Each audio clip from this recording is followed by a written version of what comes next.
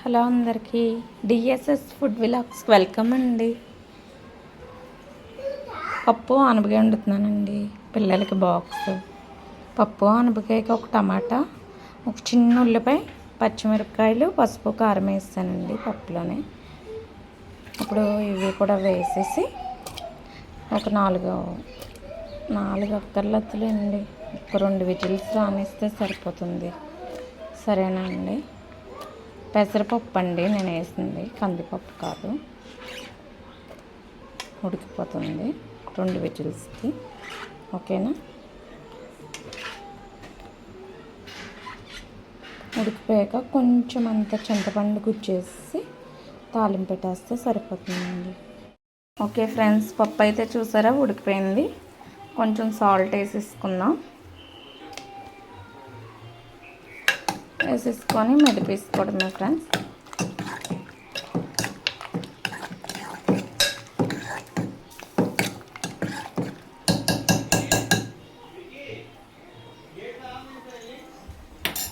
ఇప్పుడు తాలింపు వేసేయడమే అండి.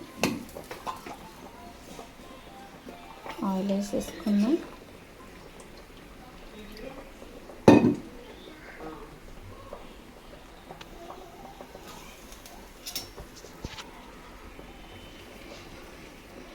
ఆయిల్ హీట్ ఎక్కాక పప్పు తాలింపు పెట్టేసుకోవాలి ఫ్రెండ్స్.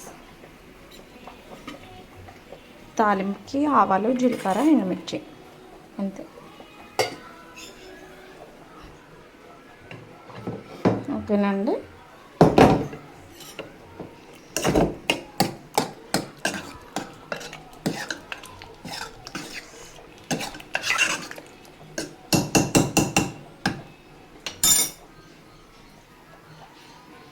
ఆయిల్ హీట్ ఎక్కాయి ఫ్రెండ్స్, తాలింపు వేసేద్దాం.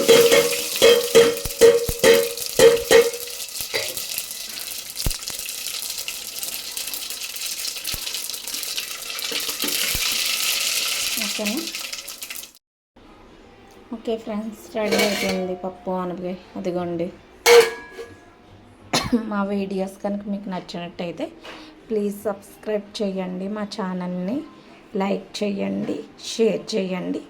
మీకు ఏమన్నా ఇంకా రెసిపీస్ కావాలంటే కామెంట్ చేయండి. బాయ్.